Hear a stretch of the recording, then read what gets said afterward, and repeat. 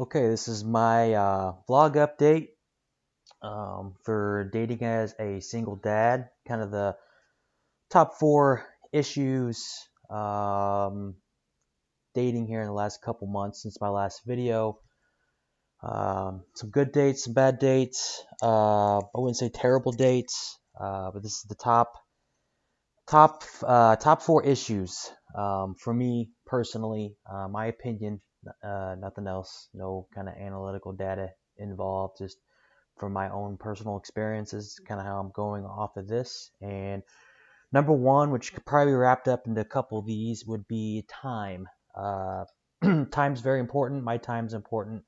My attention's important. I try to allocate my time, prioritize my time the best I can, balancing a professional job, working for a company which requires some work travel, and work travel means away from home, away from potential prospected people that I went on dates with, and just having some of that time away, which time can make the heart go fonder. But if you've only been on the date once or twice, and it's still trying to fill each other out, and of course she has other options maybe in her queue that don't travel and more readily available than I am, it makes it a little bit more difficult. So time's very a big key. When it comes to work, comes to family time, comes to time with my child, definitely comes in as a priority. So sometimes dating somebody with a kid, there can be some advantages with that, just from the understanding the aspect of valuing that time definitely together. So that's number one. Number two is the dating pool and the sexual marketplace. Depending on where you are, kind of geographically located, whether it's you're in a larger city or a town or a community. Myself being in a smaller town, wouldn't really consider it a city. It's more of a tourist city in a nice area, especially in the summertime. It's definitely really nice, and you get a lot of visitors. But just overall, just the dating pool and the general 30-mile radius has been somewhat sparse when it comes to online dating for sure. I'll get a little bit more into in person and meeting people in person, but um, definitely you're full of your single moms, people that I've been on dates with. They've had coming out of relationships, could be abusive, could be physically abusive, mentally abusive, and all that stuff kind of translates over and doesn't fare very well from your aspect, just because of their that abuse and that trauma. You're automatically going to kind of predispose that you may be the same way. Can't really blame them, but it's definitely hard workaround for sure. um, your age that you're dating in. I've tried to date younger, I've dated older. Older can be okay. You're going to have some kids most likely, which is okay. Older, but you definitely got your single moms. That's for sure.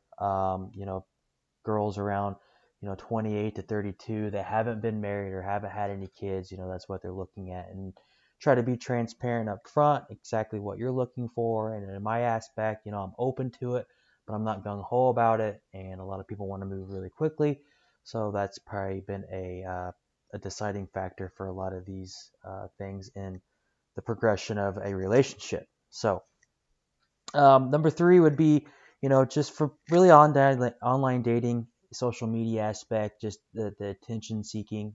Hey, you match with somebody and you're pen pals and they won't want to meet up. It's like, okay, I've had a lot of that happening where you got a lot of likes, a lot of matches, won't meet up. They stop texting you. They just want that short term validation, boost their ego potentially. Add me on Instagram, add me on Snapchat, hit me up on OnlyFans. I don't do any of that. So a lot of that has been uh, a barrier in online dating. Number four would be meeting in person. Meeting in person in a smaller community can be really hard, especially in my line of work. I work a lot, so I'm working or I'm with my daughter or I'm at the gym. You don't really meet a whole lot of people there. I'm at the grocery store. I buy a lot of my groceries online, pick them up just because I may have my daughter. Um, but just trying to put yourself out there to meet maybe new people. I don't drink, so I don't go to bars by myself. A lot of my friends that I hang out with are in relationships or are married. So I'm not going to be the guy that hangs at the bar by himself, not drinking and just talking to girls. I guess, maybe that's wrong, but meeting in person can be difficult. So some of the people that I do have met, um, you know, are either married, they do work at the gym, but a lot of people are not. So those are my top four right now that I'm working through. I think everybody's working through that, depending on what age they are. There's some short-term successes, but just haven't led to any type of long-term successes. Meaning, yes, I can get dates. Yes, you can get laid pretty easily, but just finding something that sticks, that doesn't have um, terrible baggage, is it's been pretty difficult. So until next time, I will keep you updated. Thanks.